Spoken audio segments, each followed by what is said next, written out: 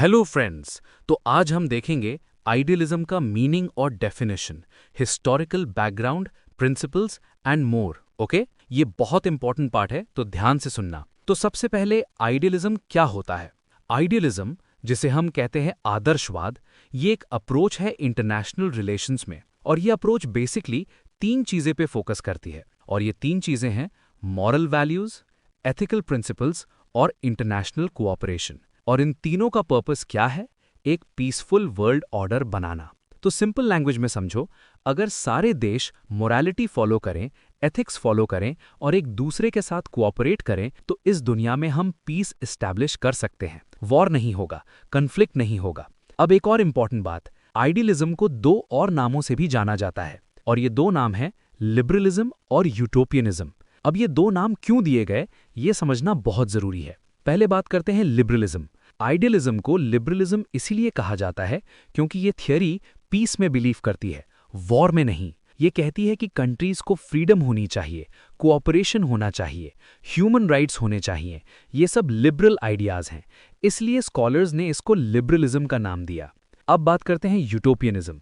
Idealism को यूटोपियनिज्म इसीलिए कहा जाता है क्योंकि ये जो आइडियाज देता है, मॉरल वैल्यूज, एथिक्स, कोऑपरेशन, ये थ्योरेटिकली बहुत अच्छे लगते हैं, सुनने में बहुत ब्यूटीफुल लगते हैं, लेकिन प्रॉब्लम यह है कि रियल वर्ल्ड में ये प्रैक्टिकली अप्लाई करना बहुत मुश्किल है। दुनिया में कंट्रीज अपना अपना नेशनल इंटरेस्ट देखती हैं, कोई मोरालिटी के लिए अपना इंटरेस्ट नहीं छोड़ता।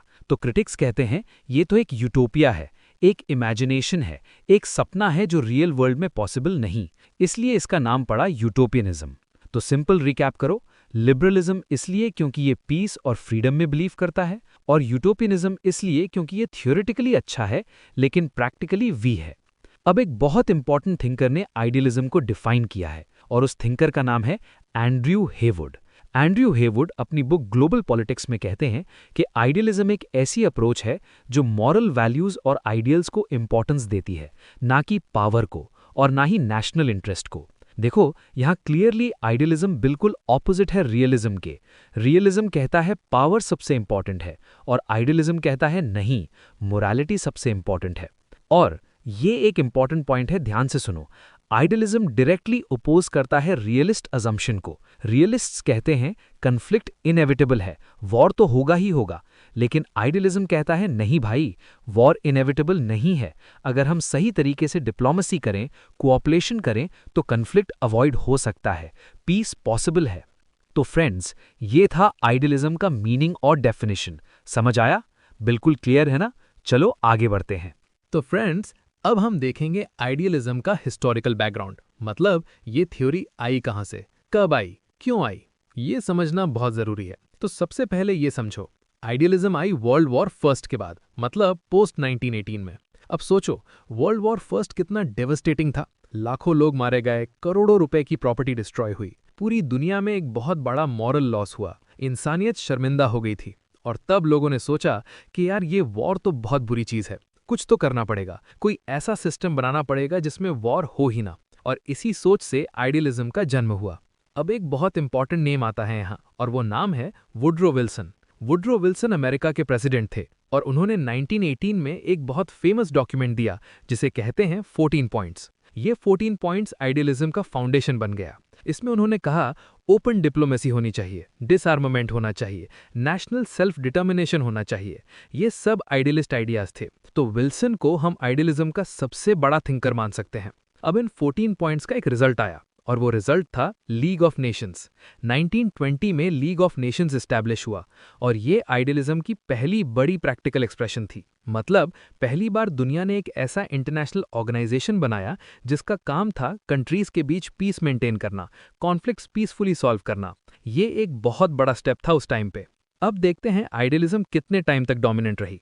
तो फ्रेंड्स, 1919 से लेकर 1939 तक ये जो पीरियड है, इसको कहते हैं इंटर वॉर पीरियड। और इस पूरे पीरियड में आइडियलिज्म ही आईआर की डोमिनेंट थियरी थी। सब लोग आइडियलिज्म को फॉलो कर रहे थे, लीग ऑफ नेशंस चल रही थी, सब ठीक लग रहा था। लेकिन फिर क्या हुआ? वर्ल्ड वॉर सेकेंड आ गया, और ये एक बहुत बड़ा झटका था आइडियलिज्म के लिए। क्योंकि जब वर्ल्ड वॉर सेकेंड हुआ तो लोगों ने कहा देखो, आइडियलिज्म काम नहीं आया, लीग ऑफ नेशंस फेल हो गई, वॉर रोक नहीं पाए, और तब आइडियलिज्म की क्रेडिबिलिटी खत्म हो गई और उसकी जगह ली रियलिज्म ने। रियलिज्म वर्ल्ड वॉर 2 के बाद डोमिनेंट थियरी बन गई। लेकिन स्टोरी यहाँ खत्म नहीं होती। कोल्ड वॉर खत्म होने के बाद आइडियलिज्म वापस आई, लेकिन इस बार थोड़ी मॉडिफाइड फॉर्म में। इसको कहते हैं नियो आइडियलिज्म या लिबरल इंटरनेशनलिज्म। मतलब आइडियलिज्म ने अपनी गलतियां सीखी, अपने आप को मॉडिफाई किया और वापस रेलेवेंट बन गई। तो फ्रेंड्स, ये था आइडियलिज्म का हिस्टोरिकल बैकग्राउंड। याद रखो, वर्ल्ड वॉर फर्स्ट ने आइडियलिज्म को जन्म दिया, वर्ल्ड वॉर सेकेंड ने आइडियलिज्म को खत्म किया, और कोल्ड वॉर के बाद आइडियलिज्म वापस आई एक नए रूप में। समझ आया? क्लियर है ना? चलो आगे बढ़ते हैं। फ्रेंड्स, अब हम देखेंगे आइडियलिज्म के कोर अजम्पशंस, मतलब ये थ्योरी क्या क्या मानती है, क्या क्या बिलीव करती है। ये बहुत इंपॉर्टेंट है क्योंकि अगर कोर अजम्पशन समझ आ गए तो पूरी थ्योरी समझ आ जाती है। तो पहला अजम्पशन है ह्यूमन नेचर के बारे में।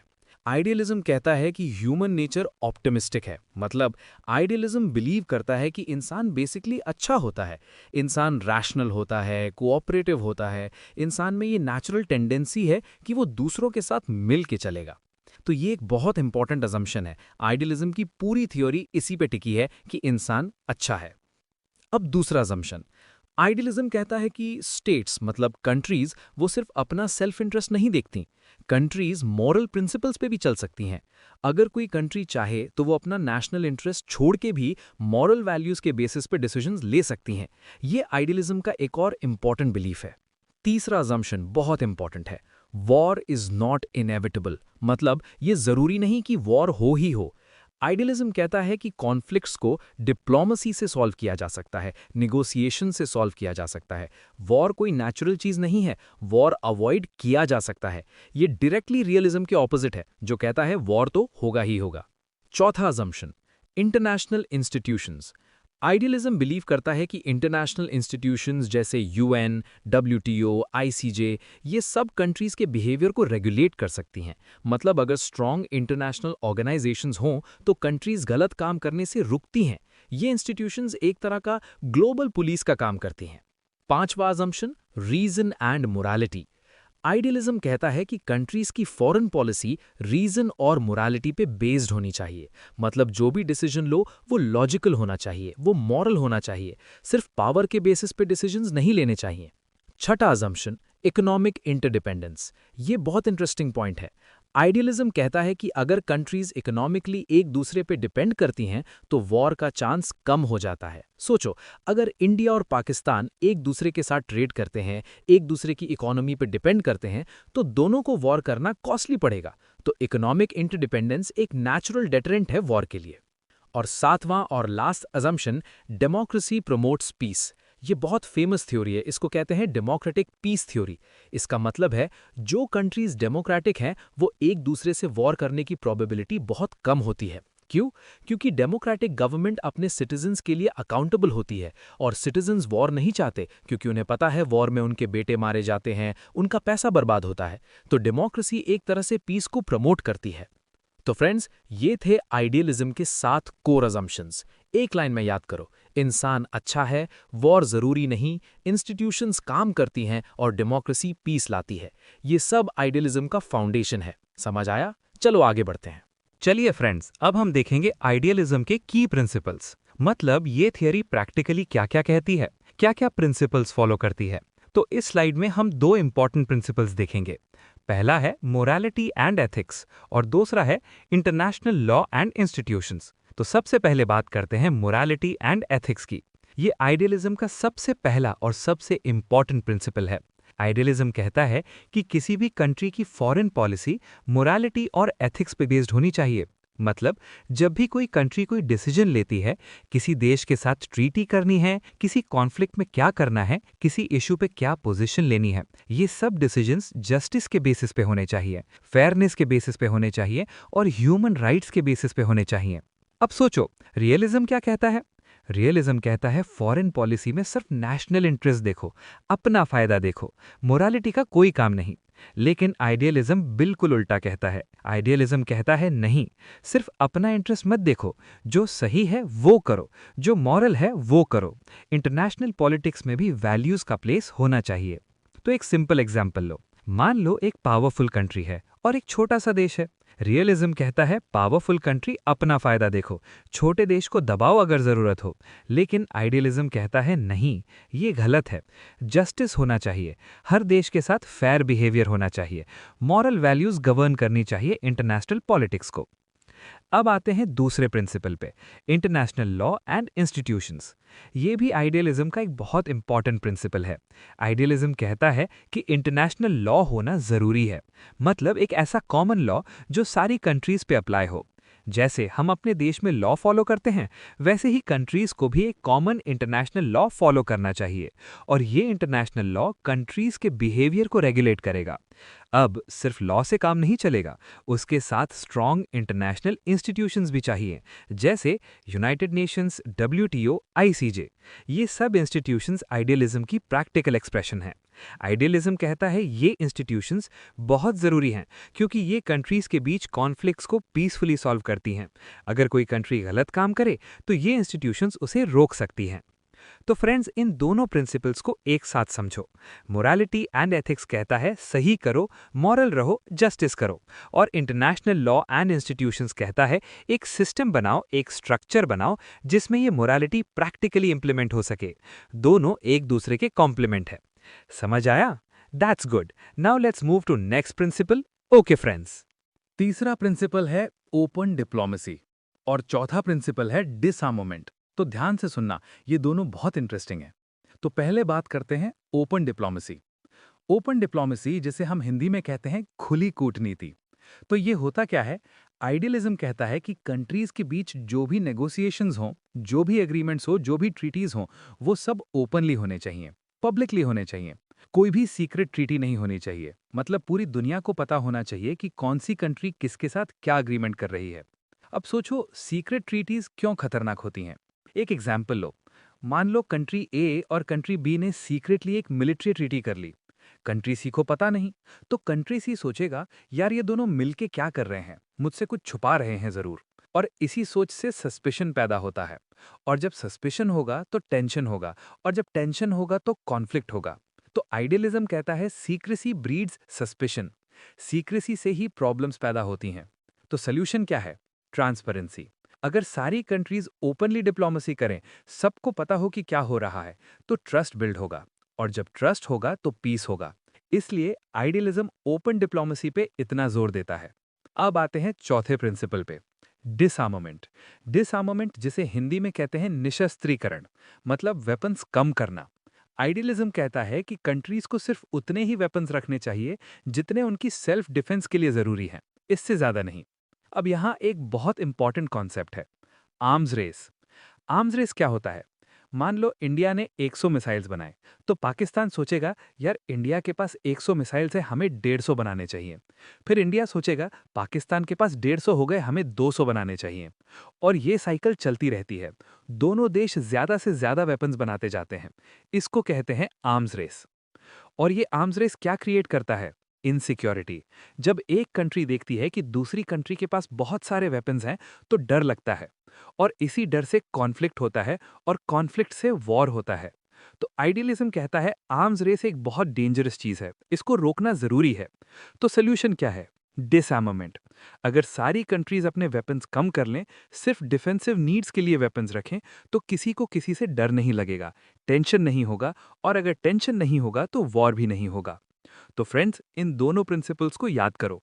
ओपन डिप्लोमेसी कहता है कोई सीक्रेट मत रखो, ट्रांसपेरेंसी रखो, ट्रस्ट बिल्ड करो। और डिसआर्मामेंट कहता है वेपन्स की रेस मत करो, सिर्फ अपनी सेफ्टी के लिए वेपन्स रखो। दोनों का एक ही गोल है, पीस बनाना। समझ आया? क्लियर है ना? Now come to next principle. पांचवा प्रिंसिपल है self determination. Self determination. Self determination का मतलब क्या है? सिंपल लैंग्वेज में समझो। हर एक नेशन को, हर एक कॉम को ये राइट होना चाहिए कि वो अपना गवर्नेंस खुद डिसाइड करे। मतलब कोई बाहरी देश उन पे अपनी मर्जी थोपा नहीं सकता। कोई पावरफुल कंट्री आकर नहीं कह सकती कि तुम लोग ऐसा करो वैसा करो। हर देश अपने आप डिसाइड करेगा कि उनका सिस्टम कैसा होगा, उनकी गवर्नमेंट कैसी होगी, उनकी पॉलिसीज कैसी होंगी। अब ये प्रिंसिपल इतना इंपॉर्टेंट क्यों है? सोचो, अगर किसी नेशन की अपनी आइडेंटिटी है, अपनी कल्चर है, अपनी लैंग्वेज है और कोई दूसरा देश उन पे अपना कंट्रोल थोपता है, तो वो लोग खुश नहीं रहेंगे, वो रेजिस्ट करेंगे और इसी रेजिस्टेंस से कॉन्फ्लिक्ट आता है, सेपरेटिज्म आता है। तो आइडियलिज्म कहता है, अगर तुम सेल्फ डिटर्मिनेशन रिस्पेक्ट करो, हर नेशन को अपना राइट दो, अपनी मर्जी से जीने दो, तो कॉन्फ्लिक्ट नेचुरली कम हो जाएगा। एक रियल लाइफ एग्जाम्पल लो। जब ब्रिटिश इंडिया पे राज कर रहे थे, तब इंडियंस की अपनी कोई वॉइस नहीं थी और उसी से फ्रीडम मूवमेंट आया, कॉन्फ्लिक्ट आया। अगर सेल्फ डिटर्मिनेशन पहले से रिस्पेक्टेड होता तो ये सिचुएशन नहीं आती। तो सेल्फ डिटर्मिनेशन डायरेक्टली पीस से कनेक्टेड है। अब आते हैं छठे प्रिंसिपल पे, कलेक्टिव सिक्योरिटी। ये आइडियलिज्म का एक बहुत पावरफुल प्रिंसिपल है, कलेक्टिव सिक्योरिटी, जिसे हिंदी में कहते हैं सामूहिक सुरक्षा। तो ये होता क्या है? इसका मतलब है, अगर कोई एक देश पे अटैक होता है तो पूरी दुनिया मिलके उस देश की प्रोटेक्ट करेगी। एक पे अटैक मतलब सब पे अटैक। तो कोई भी अग्रेसिव कंट्री ये सोच के डरेगी कि अगर मैं एक देश पे अटैक करूं तो पूरी दुनिया मेरे अगेंस्ट आ जाएगी। अब सोचो ये कितना पावरफुल आइडिया है। अगर ये सिस्टम सही से काम करे तो कोई भी कंट्री वॉर करने की हिम्मत नहीं करेगी, क्योंकि अकेले एक कंट्री से लड़ना अलग बात है और पूरी दुनिया से लड़ना अलग बात है। तो कलेक्टिव सिक्योरिटी एक तरह का डिटरेंट है वॉर के लिए। एक एग्जाम्पल लो, नेटो। नेटो में ये प्रिंसिपल है कि अगर किसी एक मेंबर कंट्री पे अटैक होगा तो सारे नेटो मेंबर्स मिलकर रिस्पॉन्ड करेंगे। ये कलेक्टिव सिक्योरिटी का ही एक प्रैक्टिकल एग्जाम्पल है। तो फ्रेंड्स, इन दोनों प्रिंसिपल्स को एक साथ याद करो। सेल्फ डिटर्मिनेशन कहता है हर नेशन को अपना राइट दो, अपनी मर्जी से जीने दो, और कलेक्टिव सिक्योरिटी कहता है मिल के एक दूसरे की रक्षा करो। एक पे अटैक मतलब सब पे अटैक। दोनों का गोल एक ही है, एक पीसफुल और स्टेबल वर्ल्ड ऑर्डर। समझ आया? बिल्कुल क्लियर है ना? Okay, that's great. सातवां प्रिंसिपल है इकोनॉमिक इंटरडिपेंडेंस। ये वर्ड थोड़ा बड़ा लग रहा है, लेकिन कॉन्सेप्ट बहुत सिंपल है। इंटरडिपेंडेंस का मतलब है एक दूसरे पे डिपेंड करना। तो इकोनॉमिक इंटरडिपेंडेंस का मतलब है कंट्रीज इकोनॉमिकली एक दूसरे पे डिपेंड करती हैं, एक दूसरे के साथ ट्रेड करती हैं, एक दूसरे का माल खरीदती हैं, एक दूसरे की सर्विसेज यूज करती हैं। अब आइडियलिज्म कहता है ये इकोनॉमिक इंटरडिपेंडेंस वॉर के चांसेस को बहुत कम कर देती है। क्यों? एक सिंपल एग्जाम्पल लो। मान लो इंडिया और चाइना बहुत ज़्यादा ट्रेड करते हैं। इंडिया चाइना से बहुत सारा माल इंपोर्ट करता है और चाइना इंडिया को बहुत सारा माल एक्सपोर्ट करता है। दोनों की इकोनॉमी एक दूसरे पे डिपेंड है। अब अगर इंडिया चाइना से वॉर करे तो क्या होगा? इंडिया की इकोनॉमी को भी नुकसान होगा, चाइना की इकोनॉमी को भी नुकसान होगा, दोनों को लॉस होगा। तो कोई भी समझदार कंट्री ये नहीं चाहेगी। तो आइडियलिज्म कहता है फ्री ट्रेड बढ़ाओ, इकोनॉमिक टाइज मजबूत करो, कंट्रीज को एक दूसरे पे इकोनॉमिकली डिपेंडेंट बनाओ। जब दोनों का इकोनॉमिक इंटरेस्ट कनेक्टेड होगा तो वॉर करना दोनों के लिए कॉस्टली हो जाएगा और इसलिए वॉर का चांस ऑटोमेटिकली कम हो जाएगा। ये एक बहुत प्रैक्टिकल और लॉजिकल आइडिया है। अब आते हैं आठवें प्रिंसिपल पे, डेमोक्रेटिक पीस। ये एक बहुत फेमस थ्योरी है इंटरनेशनल रिलेशंस में। इसको कहते हैं डेमोक्रेटिक पीस थ्योरी। और इसका बेसिक आइडिया ये है कि जो कंट्रीज डेमोक्रेटिक हैं वो एक दूसरे के साथ वॉर करने की प्रोबेबिलिटी बहुत बहुत कम होती है। अब ये क्यों होता है इसको समझो। डेमोक्रेटिक गवर्नमेंट अपने सिटीजन्स के लिए अकाउंटेबल होती है, मतलब गवर्नमेंट को अपने लोगों को जवाब देना पड़ता है। अब सोचो वॉर में क्या होता है, सिटीजन्स के बेटे मारे जाते हैं, सिटीजन्स का पैसा टैक्सेस के थ्रू वॉर पे खर्च होता है, सिटीजन्स की लाइफ डिस्टर्ब होती है। तो सिटीजन्स कभी नहीं चाहेंगे कि वॉर हो, और क्योंकि डेमोक्रेटिक गवर्नमेंट सिटीजन्स के लिए अकाउंटेबल है, वो भी वॉर करने से बचेगी। एक और इंटरेस्टिंग बात, दुनिया का हिस्ट्री देखो, दो डेमोक्रेटिक कंट्रीज के बीच डायरेक्ट वॉर बहुत रेयर है। अमेरिका और फ्रांस कभी नहीं लड़े। जर्मनी और फ्रांस जो पहले बहुत बार लड़े, जब से दोनों डेमोक्रेटिक बने और यूरोपियन यूनियन में आए तब से नहीं लड़े।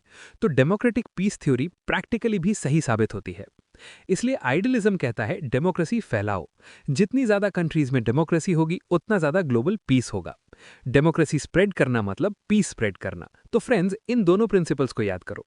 इकोनॉमिक इंटरडिपेंडेंस कहता है ट्रेड बढ़ाओ, इकोनॉमिक टाइज मजबूत करो, वॉर ऑटोमेटिकली कम हो जाएगा। और डेमोक्रेटिक पीस कहता है डेमोक्रेसी फैलाओ, क्योंकि डेमोक्रेटिक कंट्रीज एक दूसरे से वॉर नहीं करती। दोनों प्रिंसिपल्स एक ही बात कह रहे हैं, वॉर रोकने के लिए प्रैक्टिकल स्टेप्स लो। अब हम देखेंगे आइडियलिज्म के टाइप्स, मतलब आइडियलिज्म के कितने प्रकार हैं। तो सबसे पहले बात करते हैं पहला टाइप, क्लासिकल आइडियलिज्म। इसको यूटोपियन आइडियलिज्म भी कहते हैं। अब ये नाम क्यों पड़ा यूटोपियन? क्योंकि क्रिटिक्स ने कहा कि ये थियरी जो आइडियाज देती है वो बहुत आइडियलिस्टिक हैं, बहुत यूटोपियन है, रियल वर्ल्ड में प्रैक्टिकली पॉसिबल नहीं है। इसलिए इसको यूटोपियन आइडियलिज्म भी कहा जाता है। अब क्लासिकल आइडियलिज्म कब आई? ये आई वर्ल्ड वॉर फर्स्ट के बाद, पोस्ट 1918 में। और हम जानते हैं कि वर्ल्ड वॉर फर्स्ट कितना डेवस्टेटिंग था। पूरी दुनिया हिल गई थी, लाखों लोग मारे गए, करोड़ों की प्रॉपर्टी डिस्ट्रॉय हुई। और तब लोगों ने सीरियसली सोचना शुरू किया, यार ये दोबारा नहीं होना चाहिए, कोई परमानेंट सोल्यूशन निकालना पड़ेगा। और इसी सोच से क्लासिकल आइडियलिज्म का जन्म हुआ। अब इस टाइप का सबसे इंपॉर्टेंट थिंकर कौन है? Woodrow Wilson. विल्सन अमेरिका के प्रेसिडेंट थे और ये क्लासिकल आइडियलिज्म के सबसे बड़े चैंपियन थे।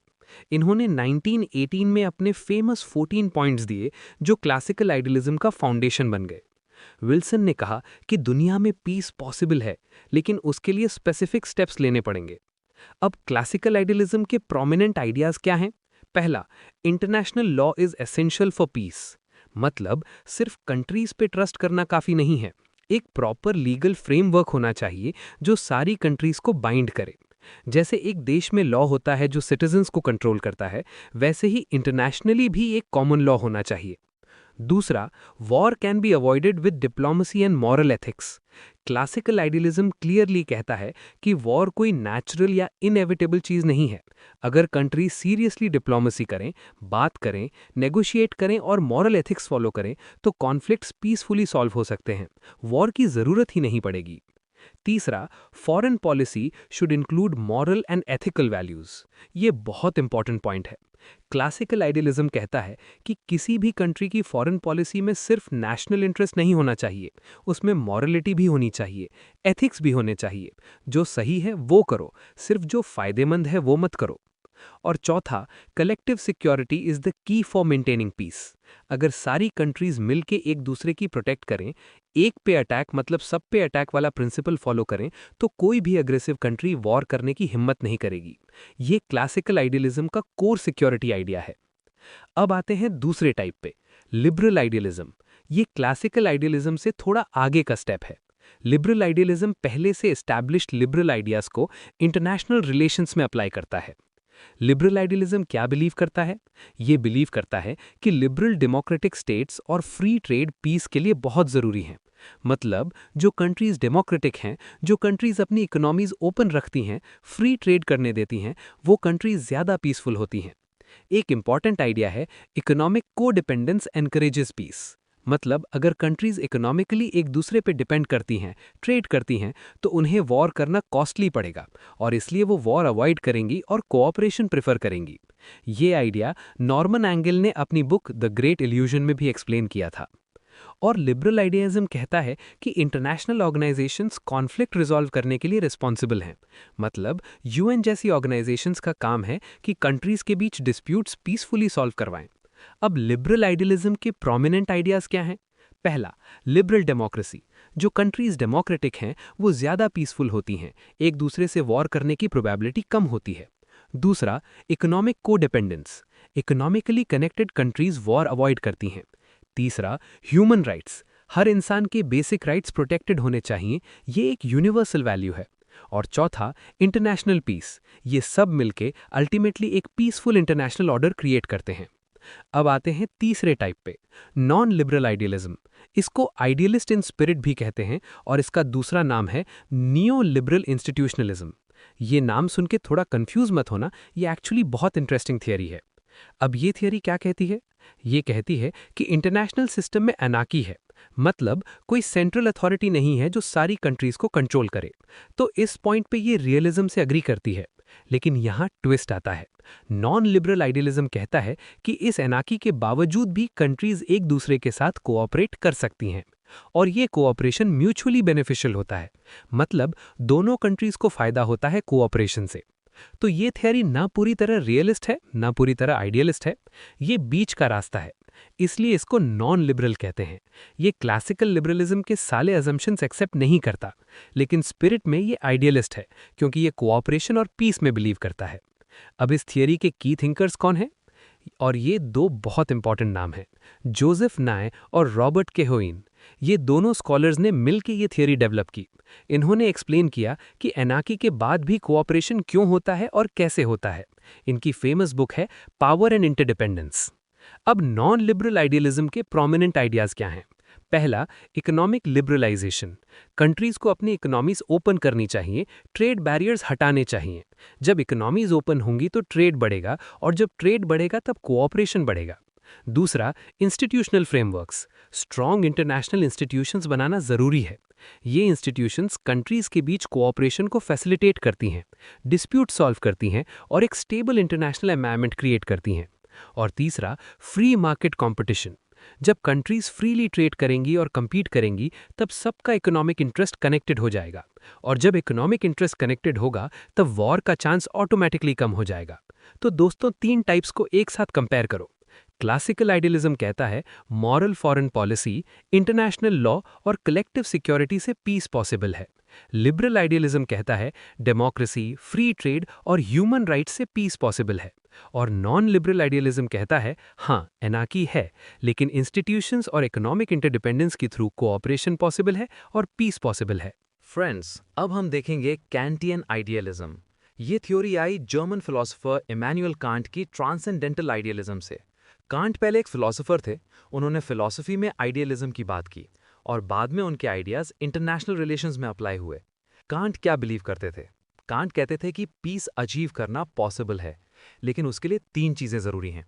पहली, लिबरलिस्टिक व्यूज़। कंट्रीज ओपन माइंडेड होनी चाहिए, फ्रीडम में बिलीव करनी चाहिए। दूसरी, कॉस्मोपॉलिटन वैल्यूज़, मतलब ये सोचना कि हम सिर्फ एक देश के नागरिक नहीं हैं, हम पूरी दुनिया के नागरिक हैं। बाउंड्रीज से ऊपर उठ के सोचना चाहिए। और तीसरी, डेमोक्रेटिक वैल्यूज़। जो कंट्रीज डेमोक्रेटिक होती हैं वो ज़्यादा पीसफुल होती हैं। अब कांटियन आइडियलिज्म के प्रोमिनेंट आइडियाज़ क्या हैं? पहला, रिपब्लिकन स्टेट। कांट कहते थे कि कंट्रीज में ऐसे सिस्टम होने चाहिए जहां लॉ का राज हो, सिटीजन्स के राइट्स प्रोटेक्टेड हों। दूसरा, federalism and international law. Countries को एक फेडरल स्ट्रक्चर में आना चाहिए, इंटरनेशनल लॉ के थ्रू एक दूसरे से कनेक्टेड होना चाहिए। और तीसरा, कॉस्मोपॉलिटन बिलीव्स।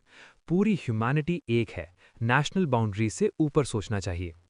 तो कांटियन आइडियलिज्म को एक लाइन में याद करो।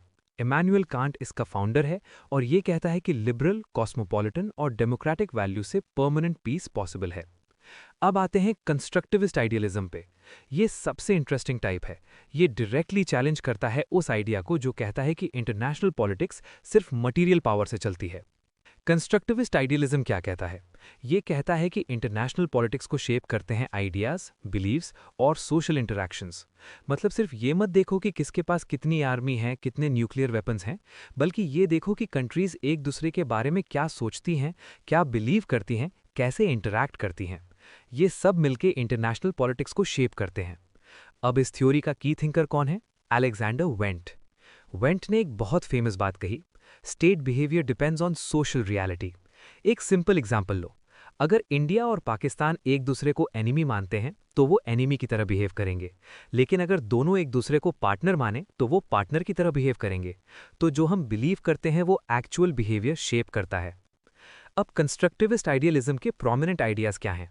पहला, identity and beliefs influence state behaviour.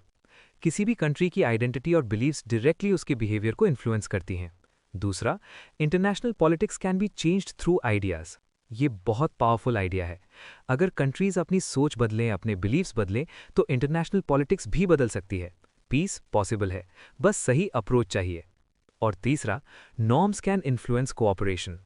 अगर इंटरनेशनल कम्युनिटी में स्ट्रॉन्ग नॉर्म्स इस्टेब्लिश हो जाएं, ह्यूमन राइट्स का नॉर्म, पीसफुल रेजोल्यूशन का नॉर्म, तो ये नॉर्म्स कंट्रीज के बिहेवियर को इन्फ्लुएंस करेंगी और कोऑपरेशन बढ़ेगा।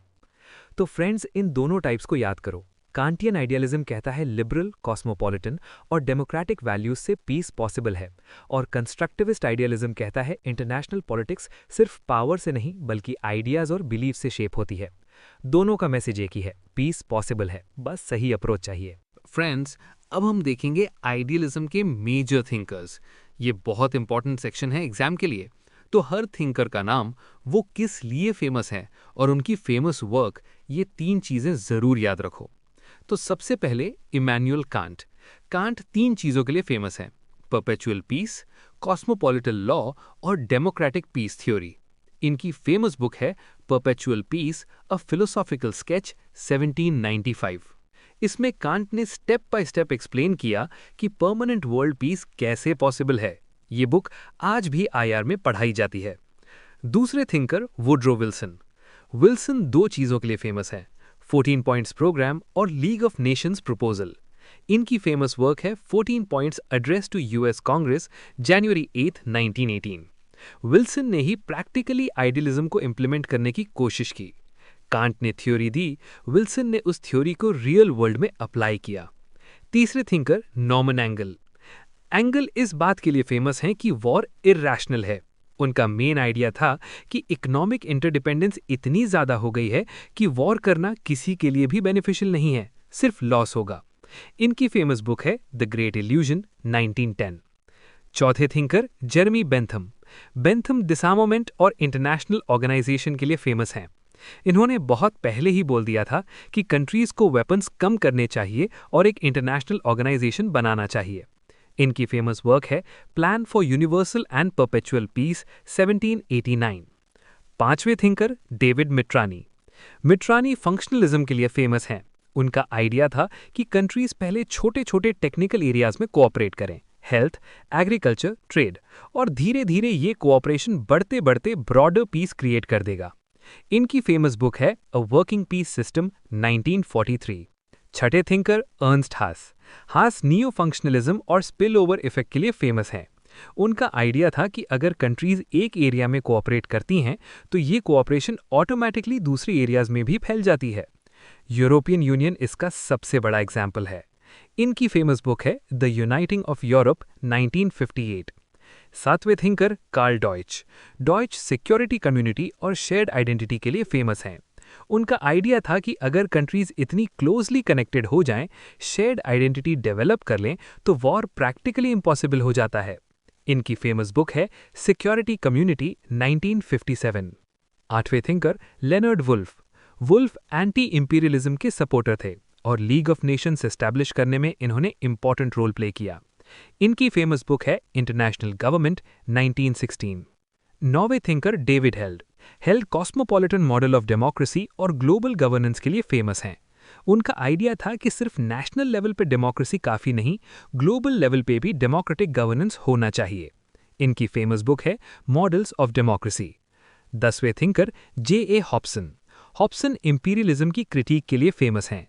उन्होंने एक्सप्लेन किया कि इंपीरियलिज्म इकोनॉमिकली इरैशनल है और कॉन्फ्लिक्ट का एक मेजर कॉज है। इनकी फेमस बुक है इंपीरियलिज्म अ स्टडी, 1902। और last thinker John Maynard Keynes. Keynes macro economics के फादर माने जाते हैं। उनका आइडिया था कि गवर्नमेंट इंटरवेंशन इकोनॉमी में जरूरी है और इकोनॉमिक स्टेबिलिटी से पीस प्रमोट होती है। इनकी फेमस बुक है the general theory of employment, interest and money, 1936। तो फ्रेंड्स, एग्जाम के लिए एक सिंपल टिप, हर थिंकर के साथ 3 चीजें याद रखो। नाम, वो किस लिए फेमस हैं, और उनकी बुक। ये फॉर्मेट फॉलो करो और एग्जाम में फुल मार्क्स पक्के हैं। चलिए फ्रेंड्स, अब हम देखेंगे आइडियलिज्म के इंपॉर्टेंट इवेंट्स और एग्जाम्पल्स। ये सेक्शन बहुत इंपॉर्टेंट है क्योंकि थ्योरी को रियल वर्ल्ड एग्जाम्पल से कनेक्ट करना पड़ता है। एग्जाम में भी ये इवेंट्स बहुत काम आते हैं, तो ध्यान से समझो। तो सबसे पहला इवेंट वुडरो विल्सन के 14 पॉइंट्स, जनवरी 8, 1918। वर्ल्ड वॉर फर्स्ट खत्म होने वाला था और विल्सन ने अमेरिका की कांग्रेस के सामने ये 14 पॉइंट्स रखे। इनका पर्पस था फ्यूचर में परमानेंट पीस एस्टैब्लिश करना। इसमें उन्होंने कहा ओपन डिप्लोमेसी होनी चाहिए, कोई सीक्रेट ट्रीटीज नहीं, फ्रीडम ऑफ सीज होनी चाहिए, फ्री ट्रेड होना चाहिए, नेशनल सेल्फ डिटर्मिनेशन होना चाहिए और डिसआर्मामेंट होना चाहिए।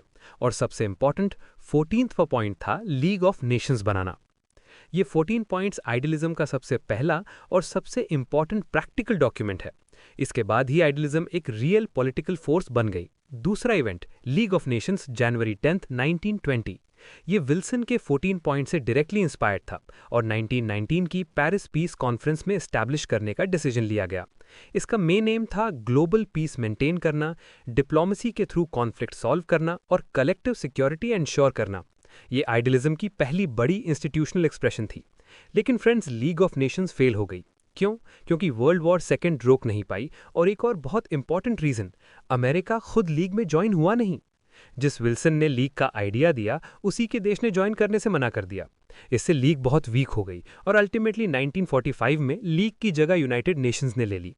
तीसरा इवेंट केलॉग-ब्रियान पैक्ट, 1928। इसका पूरा नाम है general treaty for the renunciation of war as an instrument of national policy. मतलब कंट्रीज ने फॉर्मली अग्री किया कि वो वॉर को अपनी नेशनल पॉलिसी का हिस्सा नहीं बनाएंगी।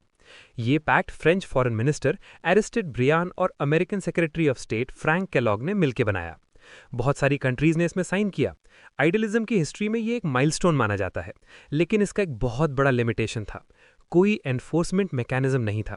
मतलब अगर कोई कंट्री पैक्ट तोड़ दे तो कोई उसे रोक नहीं सकता था, और यही इसका सबसे बड़ी वीकनेस थी। चौथा और last event, United Nations 1945।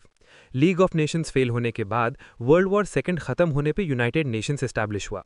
UN ने लीग की जगह ली और आइडियलिस्ट प्रिंसिपल्स को एक नए और ज्यादा स्ट्रॉन्ग फ्रेमवर्क में इंप्लीमेंट करने की कोशिश की। यूएन के अंदर बहुत सारे इंपॉर्टेंट बॉडीज हैं: ICJ, UNSC, UNGA, UNESCO, WHO और आईएलओ। ये सब मिलके आइडियलिस्ट प्रिंसिपल्स जैसे पीस, सिक्योरिटी, ह्यूमन राइट्स और डेवलपमेंट को प्रमोट करते हैं। लेकिन यूएन का भी एक लिमिटेशन है। P5 मतलब अमेरिका, रशिया, चाइना, यूके और फ्रांस का बहुत ज्यादा डोमिनेंस है। इन्हें वीटो पावर है, तो अगर P5 में से कोई एक भी अपोज करे तो डिसीजन ब्लॉक हो जाता है। तो जस्टिस और इक्वल रिप्रेजेंटेशन के सवाल अभी भी बाकी हैं। तो फ्रेंड्स, ये 4 इवेंट्स याद रखो। विल्सन के 14 पॉइंट्स ने आइडियलिज्म को प्रैक्टिकल डायरेक्शन दिया। लीग ऑफ नेशंस पहला इंस्टीट्यूशनल एक्सपेरिमेंट था जो फेल हुआ। केलॉग ब्रियान पैक्ट एक माइलस्टोन था, लेकिन एनफोर्समेंट नहीं था। और यूनाइटेड नेशंस आज भी आइडियलिज्म का सबसे बड़ा प्रैक्टिकल एक्सप्रेशन है, अपनी लिमिटेशंस के साथ। चलिए अब आइडियलिज्म की क्रिटिसिज्म्स को थोड़ा देखते हैं। ये बहुत इंपॉर्टेंट सेक्शन है, तो ध्यान से समझो। तो सबसे पहली क्रिटिसिज्म रियलिस्ट क्रिटिक, और यहाँ एक बहुत इंपॉर्टेंट नाम आता है E.H. कार। E.H. कार ने अपनी famous book the 20 Years Crisis 1939 में आइडियलिज्म को डायरेक्टली अटैक किया। उन्होंने कहा कि आइडियलिज्म सिर्फ यूटोपियनिज्म है। ये थ्योरी सिर्फ ये बताती है कि दुनिया कैसी होनी चाहिए, लेकिन ये नहीं बताती कि दुनिया एक्चुअली कैसी है। कार ने कहा कि आइडियलिज्म पावर पॉलिटिक्स को कंप्लीटली इग्नोर करती है और इंटरनेशनल सिस्टम में पावर पॉलिटिक्स बहुत इंपॉर्टेंट होती है। और दूसरे रियलिस्ट थिंकर हंस मॉगेनथाउ ने कहा कि स्टेट्स हमेशा पावर सीक करती हैं, नेशनल इंटरेस्ट हमेशा डोमिनेंट रहेगा, कोई भी कंट्री मोरालिटी के लिए अपना नेशनल इंटरेस्ट नहीं छोड़ेगी। तो आइडियलिज्म जो ये सोचती है कि कंट्रीज मॉरल प्रिंसिपल्स पे चलेंगी, ये एक नाइव असम्पशन है। दूसरी क्रिटिसिज्म लीग ऑफ नेशंस की फेलियर। ये सबसे बड़ा प्रैक्टिकल प्रूफ है कि आइडियलिज्म काम नहीं करती। लीग ऑफ नेशंस एग्जिस्ट करती थी, लेकिन वर्ल्ड वॉर सेकेंड फिर भी हो गया 1939 से 1945 तक। मतलब collective security mechanism practically fail हो गया और अमेरिका खुद लीग में ज्वाइन नहीं हुआ। जिस विल्सन ने लीग का आइडिया दिया, उसी का देश लीग से बाहर रहा। इससे लीग इतनी वीक हो गई कि वो कुछ भी नहीं कर पाई। तीसरी क्रिटिसिज्म कलेक्टिव सिक्योरिटी की प्रॉब्लम। आइडियलिज्म कहता है कि अगर किसी एक देश पे अटैक हो तो सारे देश मिलकर हेल्प करेंगे। साउंड्स गुड इन थ्योरी, लेकिन प्रैक्टिकली ये बहुत मुश्किल है, क्योंकि हर कंट्री पहले अपनी सिक्योरिटी देखती है। सेल्फ प्रेजर्वेशन इंस्टिंक्ट होती है ह्यूमन नेचर में।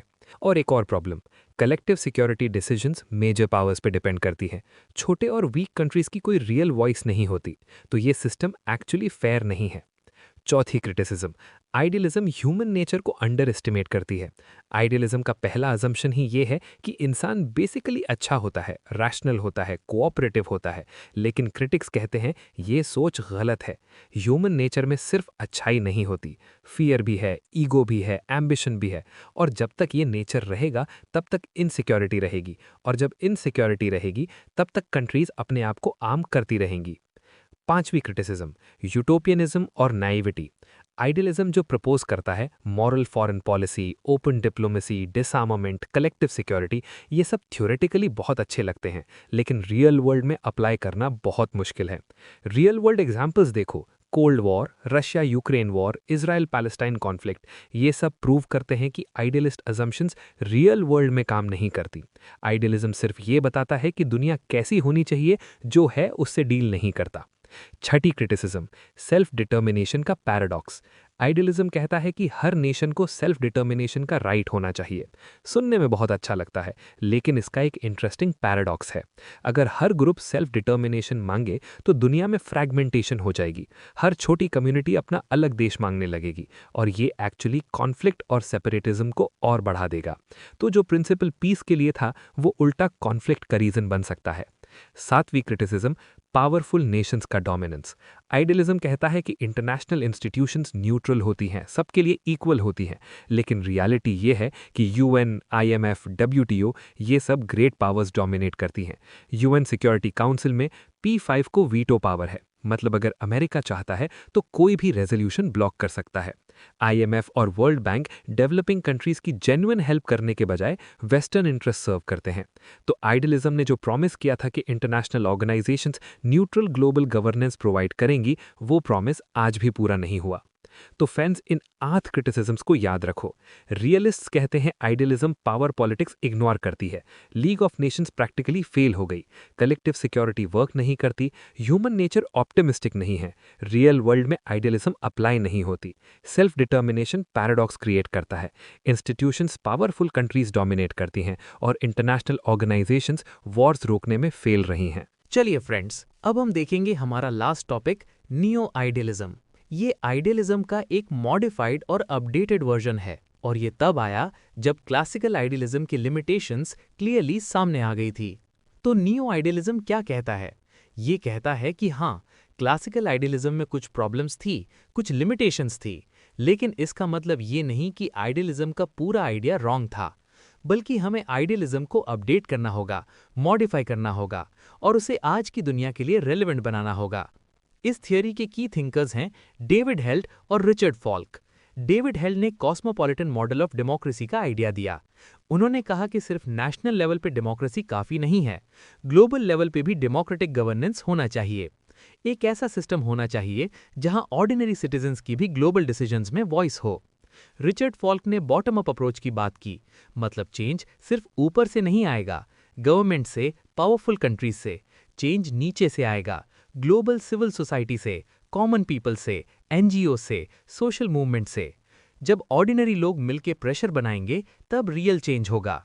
और दोनों कहते हैं कि ग्लोबलाइजेशन के इस दौर में डीपर ग्लोबल गवर्नेंस की जरूरत है, क्योंकि आज की problems, climate change, terrorism, poverty, pandemics, ये सब एक देश अकेले सॉल्व नहीं कर सकता। इन्हें सॉल्व करने के लिए स्ट्रॉन्ग इंटरनेशनल इंस्टीट्यूशंस चाहिए, डेमोक्रेटिक ग्लोबल गवर्नेंस चाहिए। तो फ्रेंड्स, नियो आइडियलिज्म को एक लाइन में याद करो। ये क्लासिकल आइडियलिज्म का अपडेटेड वर्जन है जो कहता है कि ग्लोबल डेमोक्रेसी, सिविल सोसाइटी और डीपर इंटरनेशनल कोऑपरेशन से पीस पॉसिबल है। तो फ्रेंड्स, ये था हमारा आज का पूरा lecture, idealism in international relations.